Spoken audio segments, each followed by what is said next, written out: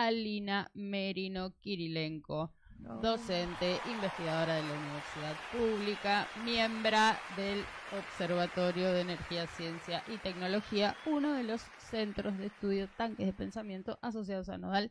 Hola Lina, ¿qué tal? Hola, ¿qué tal? Buen día, buen viernes, ¿cómo andan? Muy bien, a pesar de Musk, Trump y Milei. ¿Vos?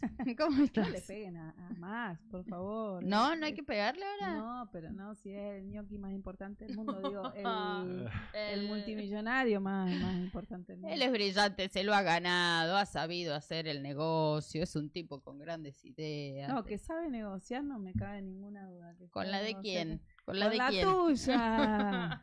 ¿Con la de quién, chico? Con la tuya sabe negociar. Digámoslo así todo. Cualquiera, che. Así. Yo así también cualquiera. capaz soy brillante, hago unos miles de millones de dólares y me prestan un fondito estatal. Claro, así que vamos a hablar un poco de eso, ¿no? En el marco de lo que venían presentando recién. Recordemos ahí un poquito, permitime Lina, digamos, el 28 de mayo sí. Elon Musk anunció finalmente la salida como ministro del Doge, ¿sí? Como secretario o pseudo secretario, porque finalmente nunca terminó de asumir, ¿sí? De esta secretaría, Ministerio de la Eficiencia Gubernamental, ¿sí? Días después de ese anuncio de que se iba del gobierno, del gabinete del gobierno de Donald Trump, eso fue el 28 de mayo, el 3 de junio, efectivamente, esa salida se explicitó en una ruptura política cuando el propio Elon Musk graficó que estaba en contra de la ley de presupuesto para el próximo año que había mandado Donald Trump a el Congreso. El loco ahí, Elon Musk, dijo, este proyecto de ley de gastos del Congreso masivo, escandaloso y lleno de gastos superfluos es una abominación repugnante. Y a partir de ahí, de ese 3 de junio, la pelea, la interna, no ha ido más que escalando, ¿no? Ese es el escenario de lo que efectivamente estamos graficando aquí, que es una interna en el corazón del poder angloamericano, ni más ni menos, ¿no? Sí, bueno, totalmente, porque Elon Musk critica ahora, ¿no? La decisión del Congreso de Estados Unidos de financiar ciertos programas, pero él no es ni más ni menos que un producto de eso, ¿no? De gracias a programas y contratos que el gobierno de los Estados Unidos le fue cediendo a Elon Musk, es que él pudo desarrollar sus industrias estratégicas como Tesla y SpaceX, ¿no? Que son dos casos emblemáticos de los cuales vamos a hablar hoy, a partir de los que él fue derivando, fue canalizando las inversiones del gobierno de los Estados Unidos para finalmente terminar como el hombre más rico del mundo, ¿no? Del planeta. Entonces, miren si no ha logrado canalizar, derivar fondos para sus propias arcas y poder justamente posicionarse en determinados mercados. Y no fue solo Estados Unidos, ya vamos a ver también que ha cerrado contratos con otros países del mundo, ¿no? Entonces, él es el principal exponente de lo que después critica. Además, es conocido también por pretender o anunciar inversiones en ciertos sectores para, en realidad, después ocupar ese lugar él y no otra empresa, ¿no? Esto ya lo vimos anteriormente, pero él ha hecho años atrás anuncios de inversiones, por ejemplo, en líneas de ferrocarriles, solo para lograr desplazar a otra empresa que iba a ser la constructora de esos ferrocarriles, ¿no? Fue haciendo esos amagues y de hecho ha dicho también, no, hay que regular la inteligencia artificial, hay que ponerle un freno, y en realidad lo que él buscaba era posicionarse él, no ganar tiempo para posicionarse él en esa carrera. ¿Vos decís que no estaba preocupado por el destino de la humanidad y las transformaciones ontológicas? No, bueno, no sé, a ver, sus intenciones las conocerá él, pero en los hechos lo que vemos es que es uno de los mayores exponentes de esta concentración, ¿no? de las ganancias y de la privatización del conocimiento que socialmente es producido, con lo cual es un gran concentrador de la riqueza a costa, por supuesto, de los pueblos, ¿no? Así que esos son los hechos. Después, sus declaraciones, sus dichos, sobre todo dueño de una de las principales redes sociales, bueno, contradice mucho lo que después él ha hecho. Así que no sorprende tampoco que se haya peleado con Donald Trump, porque bueno, además él fue un gran beneficiario también de las políticas de Biden. ¿Sí? Más del 60% de los contratos que consigue Elon Musk en los últimos años son en el periodo 2021-2024 bajo el gobierno de Joe Biden. Con lo cual, hace negocios con quien esté. Me parece que no necesita de un partido, no necesita de un cargo en una secretaría para hacer los negocios. Si es negociar con Biden, negocia con los demócratas. Si necesita negociar con Donald Trump, lo que le está yendo mal, y creo que por eso se da la ruptura, negocia con Trump. Si tiene que hacer autos en China porque le sale más barato, va y negocia con los chinos. Con lo cual creo que ahí surgen las tensiones que tiene Elon Musk con Donald Trump, ¿no? Bueno, ¿a dónde van los fondos? Y si no van para mis empresas, tenemos un problema, ¿no? Un problema grave, sí, un problema. Bueno, se armó su propio partido, le dijeron, bueno, arma tu partido y gana las elecciones. Eso te iba a decir, porque claro, negocia, tira, afloja, pero al mismo tiempo está teniendo el poder de fuego como para al menos amenazar con el armado de su propio partido. Claro. Bueno, se romperá el bipartidismo. Mira, si un aristócrata financiero y tecnológico rompe el bipartidismo histórico de Estados Unidos de Norteamérica, se confirman cosas importantísimas. No es que hoy no esté subsumido, ¿no? Hoy está realmente subsumido el Estado-Nación como tal y el partido político a justamente, ¿no? los designios de los intereses de esta nueva aristocracia financiera y tecnológica. Pero bueno, todavía hay ciertos acuerdos y cierta institucionalidad avalada. Bueno, vamos a ver si eso se desencadena, como vos decís, en esa ruptura de esa hegemonía bipartidista en Estados Unidos.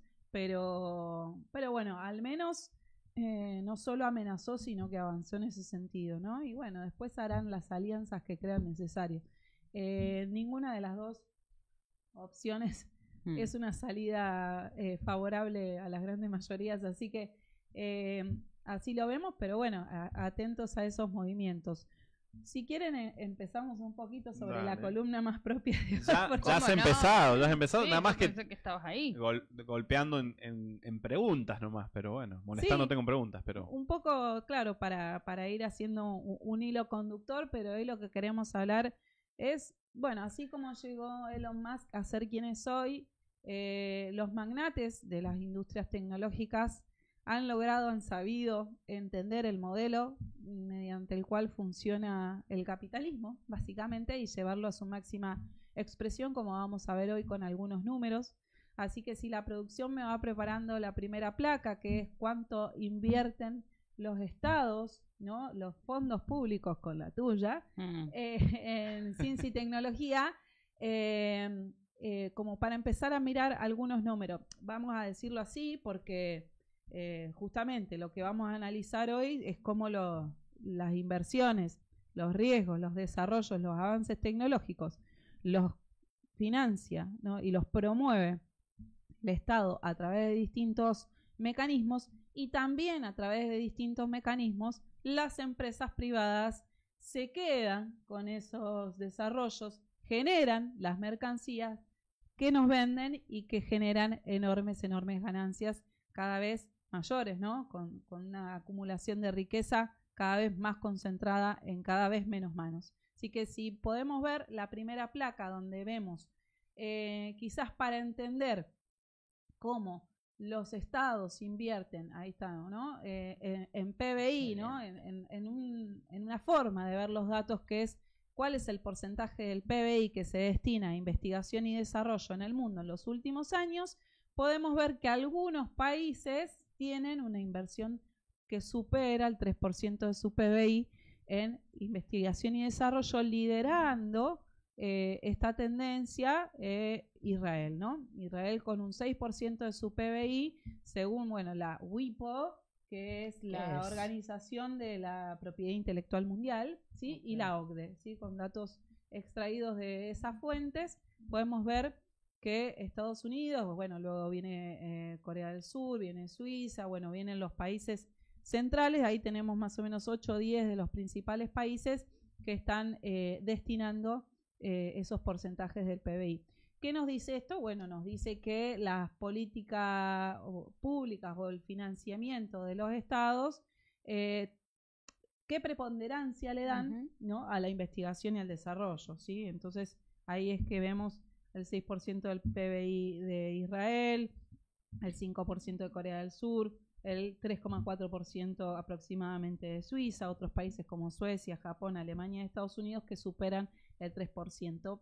Pero si vamos a la segunda placa, como para ver un poco más allá de qué importancia le dan, ¿no?, al gasto público en investigación y desarrollo, vamos a ver acá que eso que es relativo al PBI en términos absolutos, si se quiere, ¿no?, de cuántos millones, miles de millones de dólares invierte cada país en I+D.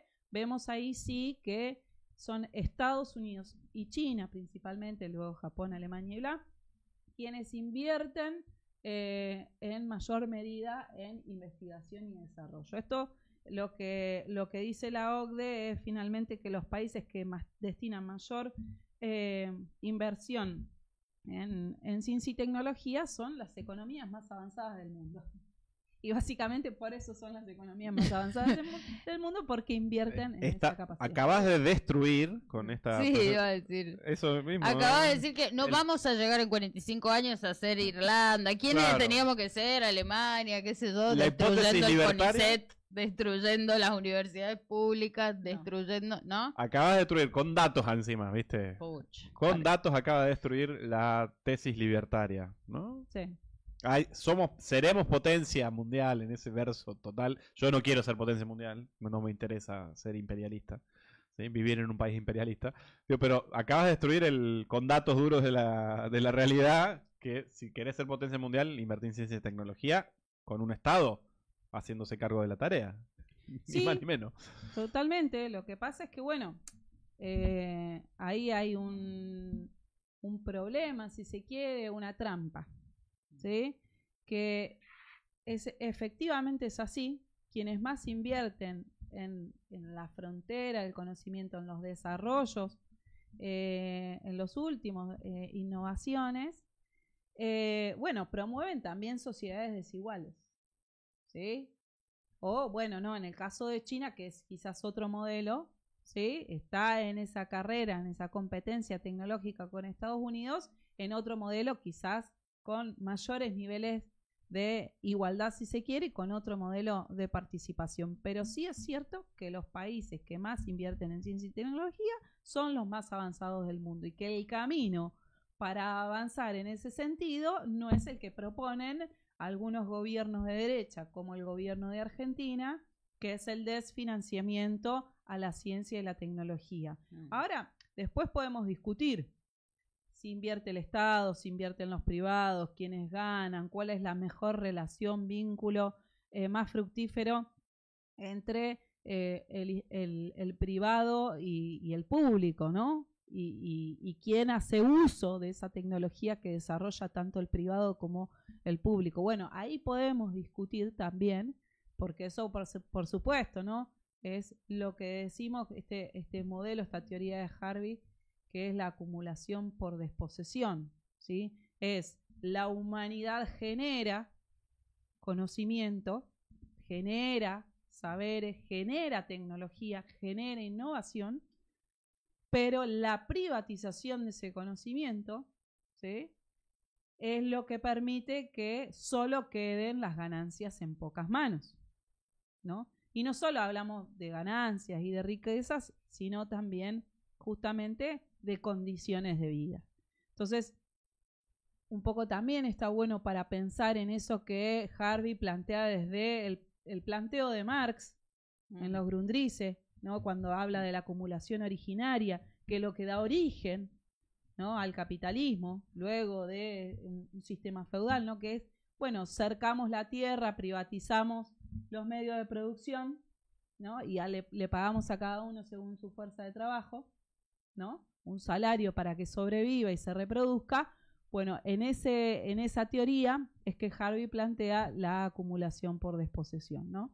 Entonces, eso es lo que sucede. La humanidad produce, genera conocimiento, financia con sus impuestos, con sus inversiones, a través de mecanismos públicos, las investigaciones, los desarrolla, asume los riesgos de esas investigaciones, y los privados luego con distintos mecanismos, como pueden ser, por ejemplo, las patentes, ¿no? O los contratos, justamente generan y se quedan con las ganancias y la riqueza que es mundialmente o socialmente producida y luego es acumulada en pocas manos, ¿no? Entonces, eso me parece que es lo que está en discusión, para que veamos que esta es la tendencia global, justamente hablando, por ejemplo, de patentes, ¿no? Hay también hay un aumento, no sé si está el gráfico por ahí, producción, para pasar cómo fue aumentando la cantidad de solicitud de patentes a nivel mundial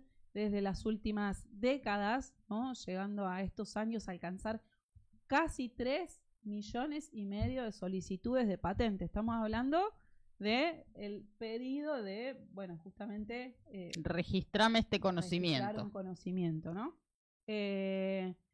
Y bueno, ahí también lideran algunos países.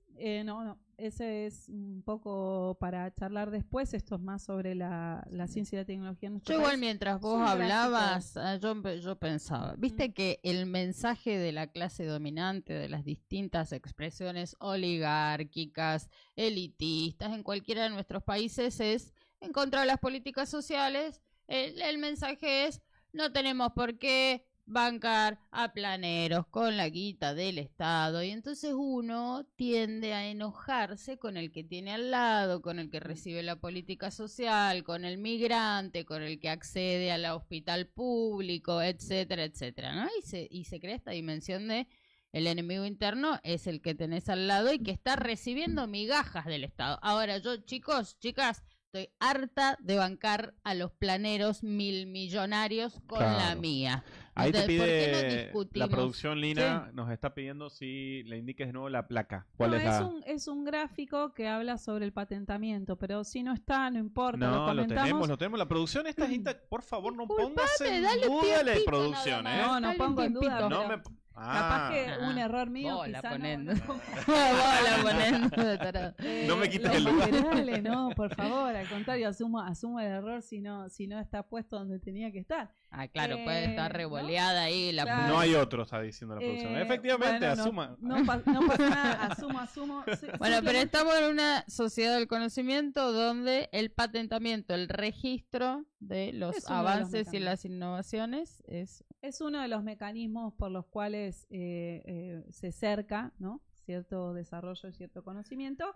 Bueno, la WIPO, que decíamos que es el organismo internacional que registra, ¿no?, de la propiedad intelectual, justamente dice que son 3,55 millones de solicitudes patentes, 2,7% más en 2023 que en 2022, con lo cual es la tendencia, ¿no? Cada vez producir más innovación, privatizarlo cada vez más, patentarlo cada vez más. Eso es simplemente lo que quería mostrar en un gráfico, porque bueno, está bueno a veces ver los datos.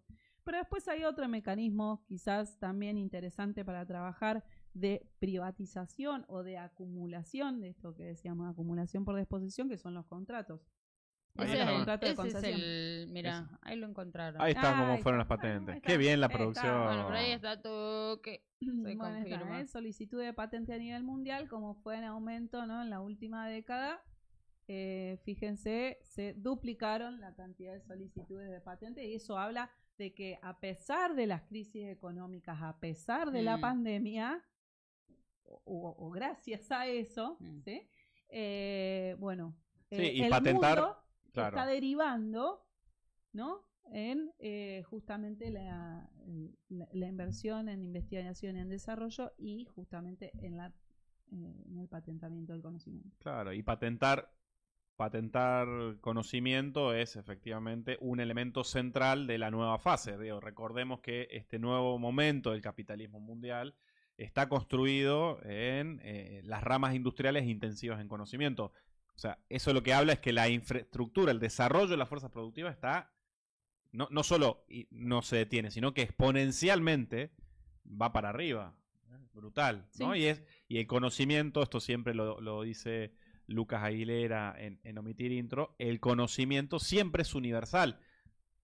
Más allá del investigador que en última instancia, digamos, es el vértice de la pirámide de un desarrollo en particular. Pero para que sea el vértice de una pirámide de un desarrollo en particular y logre ese investigador individual patentar un conocimiento, él lo puede hacer porque hay una sociedad que lo sostiene ahí, ¿no? Hay un conocimiento social que lo sostiene ahí desde que empieza el jardín, para que se entienda, desde que va al secundario, desde que estudia en una universidad, probablemente pública y gratuita como pasa en Argentina, ¿no? O en China. Desde que se desarrolló una ciencia. Desde que se desarrolló una ciencia, una claro. disciplina en particular. El conocimiento humano es social, es universal. Sí, la cantidad de eventos y cosas que se hacen financiadas justamente, por ejemplo, a través de fundaciones y demás, para reclutar ideas, mentes brillantes, ¿no? Como, bueno, hay distintos mecanismos a través de los cuales después se quedan también justamente con esa innovación, esa idea, ese desarrollo, hay de distintas maneras. Obviamente que la patente después puede ser también un instrumento que beneficie y que financie las universidades, los centros de investigación públicos. Bueno, sí, también, obviamente que pueden retornar, ¿no? Porque, bueno, las universidades, los centros de investigación no son fábricas. Producen conocimiento, alguien tiene que después poder producir lo que ese desarrollo logró, ¿no? Bueno, el mejor acuerdo que se logra siempre es el que después también retorna las ganancias justamente a seguir formando a los profesionales que en nuestro caso, ¿no? En Argentina, por ejemplo, forman las universidades públicas y que después va a trabajar, por ejemplo, en dichas empresas, ¿no? Entonces, también se benefician por la formación de los recursos humanos, que también en nuestro país, por ejemplo, está sostenido mediante fondos públicos, ¿no? Entonces, es un tema complejo, pero bueno, hay algunos casos bastante paradigmáticos. Y esto de las patentes después nos vamos a meter, por ejemplo, en América Latina, ¿no? Nodal justamente es un programa que además de ser federal en Argentina es también un programa de América Latina. Seguramente están conectados y conectadas compañeros y compañeras de la región de América Latina. Tiene también algunos desarrollos propios que son dignos de mencionar y que rompen con este modelo, como puede ser la vacuna Abdala en Cuba, la vacuna contra el COVID, ¿no? Que logró finalmente en 2021 alcanzar más de un 92% de eficiencia contra los cuadros graves, contra los cuadros de enfermedad grave del COVID, y que además no solo que lo hace con organismos, ¿no? de ciencia públicos de Cuba, sino que después también produce la vacuna. Por eso ahí decimos, bueno, hay formas de producir conocimiento y también luego de producir el producto, ¿no? El desarrollo de esa investigación, como puede ser la vacuna contra el COVID de Cuba, ¿no? Y que después además también logró transferir ese conocimiento a otros países como Vietnam, como México, como Venezuela, ¿sí? En un momento donde,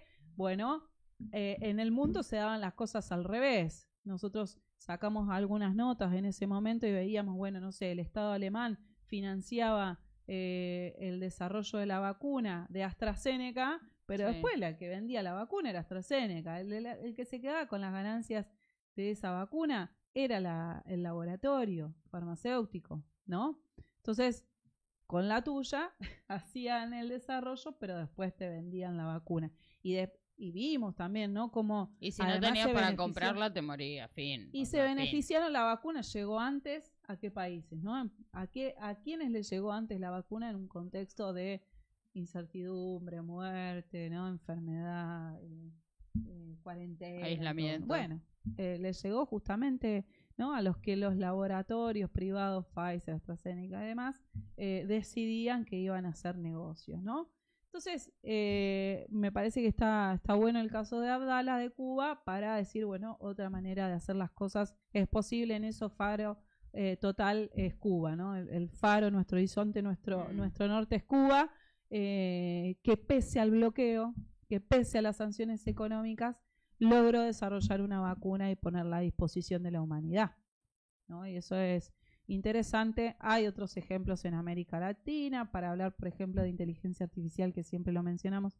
Hay un chat GPT latino, el LATAM Chat, que es un desarrollo que se está imponiendo ahora. Surge desde una alianza entre Chile, Brasil y otros 12 países de la región. Me mató, LATAM Chat.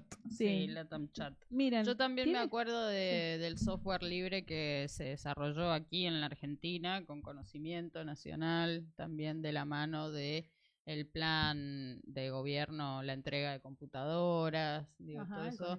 ¿Te acordás? Sí, hubo un software libre que se desarrolló acá y que estaba en esas compus que llegaron a la mayoría de nuestros un sistema operativo. Vos repartís. Un Linux adaptado a las necesidades educativas del sistema. Está sistema buenísimo. argentino. ¿Cómo se llamaba? Porque tenía un nombre muy argentino. En el chat ahí que debe haber gente que sabe. Guaira me suena, me sale. Ajá, por ahí. 5 millones de computadoras repartidas para que tengan los software de Microsoft. Claro. Ahí hay un renegocio también. No, por eso, en un acto de soberanía, también de recuperación. Creo que era Guaira, que es el concepto, un viento. LATAM Chat, es de acceso abierto. Sería libre, gratuito, es un software de esas características. Incluiría, por ejemplo, el Rapa Nui y el Bafundún. Muy bueno. Lengua, por ejemplo. Entonces es también interesante como modelo justamente de soberanía. Y ¿no? Literalmente de lenguaje. De lenguaje, ¿no? Reconociendo nuestras diversidades, nuestra cultura y poniéndolo a disposición, socializando, ¿no? Esta herramienta de inteligencia artificial para los pueblos. Así que esos son modelos. Del otro lado, ahí está el Guaira. Ahí está el Guaira, de una. Sí. Ajá, hermoso. Es que me acuerdo que había sido muy importante también para acompañar esa política de distribución del dispositivo. Bueno, cuál iba a ser el sistema operativo que funcionara allí. Yo no sé cómo venimos con tu columna, Lina Merino. Te quiero contar que la comunidad está agradeciendo y está comentando, por supuesto, como siempre. Qué buena columna la de la Lina. Bueno, se meten con Elon, con Trump. Acá hay un comentario de Carolina Flores, también miembro del OECID. En algún momento cuando decías algo sobre quién financia esto, dice Carolina, y los inocentes palomitas dato mata relato. Claro. Bueno, muy buena la columna, Lina, zarpada, y ya aparece también una encuesta en el chat. Pero luego de esa pausa, adelante, Lina Merino. No, simplemente mencionar eso, ¿no? Esto de Guaira, Conectar Igualdad, estaban en un marco de un gobierno nacional y popular que apostaba al desarrollo científico y tecnológico en la línea de lo que hacen los países, como ya vimos, más avanzados y más ricos del mundo, ¿no? En ese marco se había sancionado en 2021 una ley, ¿no? De financiamiento a la función ciencia y tecnología. Ahí sí podemos mostrar, si quiere, la producción, el gráfico de la función ciencia y tecnología. Esta ley apuntaba justamente a que en 2030, en realidad en 2032, ese gasto en ciencia y tecnología vaya en aumento hasta llegar en 2032 al 1% del PBI. Y pasaron cosas, chiques, ¿no? Pasaron cosas y ahí vemos bien en el gráfico. Por ahí hay que moverse un poquito para los últimos años. Porque igual está buenísimo el gráfico histórico, porque te da todas las crisis, como las crisis económicas autoinfligidas por el modelo de la valorización financiera y el neoliberalismo golpea en el presupuesto de ciencia y tecnología, porque casi que, ¿no? 82, ¿no? Directamente. Sí, 82, marco, contexto de la crisis de deuda de la dictadura militar, que multiplicó por casi 6 la deuda del año 76 en 7 años. Sí, fíjense, se redujo el presupuesto en ciencia y tecnología. Después, 2001, crisis de diciembre de 2001, presupuesto para abajo, acumulación, ¿no? Vuelta para arriba en los gobiernos de Néstor y Cristina, y de nuevo, piñadero para abajo, ¿no? Sí. Terrible. Siempre nos cagan los mismos, Patria, ¿eh? Sí, bueno, Es como, no quiero ver más ese gráfico, qué dolor que me produce, por favor. son los números que explican el empobrecimiento, ¿no? Claro. El empobrecimiento, porque nosotros nos convertimos de nuevo en un país, si se quiere y con suerte, exportador de materias primas, ¿no? Importadoras de productos terminados, cada vez menos valor agregado, cada vez menos trabajo argentino. Y bueno, Y cada vez menos ciencia y tecnología. Y cada vez menos ciencia y tecnología, acompañando un modelo de, bueno, semicolonial, no sé cómo llamarlo en términos. Sí, lo es, literalmente. Sí. En términos económicos, sociales y políticos, esa me parece que va a la senda de este gobierno, ¿no? Bueno. Yo no diría semicolonial, siendo un poco bueno para no caer en la pero hablamos de un nivel de colonialismo totalmente explícito y subordinación a los Lo que pasa intereses es que extranjeros. nos han hecho creer que esos pocas conceptos veces son viejos, ¿viste? No, que van a ser están más vigentes que nunca. Claro, que no querramos explicar la realidad es otra cosa, pero, ¿viste? No. Totalmente. No, sí, esto es semicolonial, ¿no? Sí, totalmente. Por eso parece que la pregunta no es la antinomia de si se innova o no se innova, si se avanza o no se avanza, si se produce más tecnología, sino para quién y para qué, ¿no? Para quién y para qué son producidas los desarrollos tecnológicos y la innovación en el mundo, ¿no? Cuáles son los beneficios, si esto es financiado socialmente, ¿no? Si es además generado colectivamente, porque las ganancias son privadas y cada vez más concentradas, ¿no? Entonces se contraponen un modelo de desarrollo de la tecnología para la vida en contra de un modelo de acumulación cada vez más brutal de las ganancias y de las riquezas que nos imponen hoy las grandes compañías tecnológicas y los países centrales que generan los instrumentos necesarios para justamente generar mayor acumulación por parte de estos grandes aristócratas, de estos grandes empresarios a nivel mundial que se quedan con lo que la humanidad produce y genera, ¿no? Extraordinario. ¿Qué decirte? Filántropo las pelotas. A mí, perdón, yo soy la comentadora del barrio, ¿viste? Peso filántropo las pelotas. Digo, chicos, se están llevando todo. Se están llevando la plata de los estados, se están llevando el conocimiento socialmente producido y acumulado a lo largo de la historia de la humanidad. Y encima nos venden que nos regalan la aplicación, que nos regalan la posibilidad de hablar con el chat. Bueno, no es ningún regalo, son puras migajas. Sí, tal cual. Claro, tal cual, sí. Son y que quieren viajar a Marte en beneficio de la humanidad. Claro. Del 1% de la humanidad. Pero bueno, gracias Lina, ¿verdad? Extraordinaria la columna. Muy interesante, digamos, en términos de lógica, ¿no? De funcionamiento de estos muchachos, ¿no? Para entender un poco de qué va esta pelea entre Donald Trump y Elon Musk en el corazón del poder angloamericano. Sí, les dejo a ustedes para que hablen de SpaceX y los datos esos están muy interesantes para poder seguir desentrañando lo que está atrás de esa pelea. Gracias a la comunidad de Nodal y al equipo del Observatorio de Energía, Ciencia y Tecnología, porque acá ponemos la caripela, pero hay un equipo de compañeros y compañeras haciendo una investigación para poder traer justamente los datos y las reflexiones que venimos a compartir acá con la comunidad de Nodal Se Prende. Excelente, hay que decirlo cada vez porque también, viste que el mundo de la academia nos tiene acostumbrados como a la privatización del conocimiento.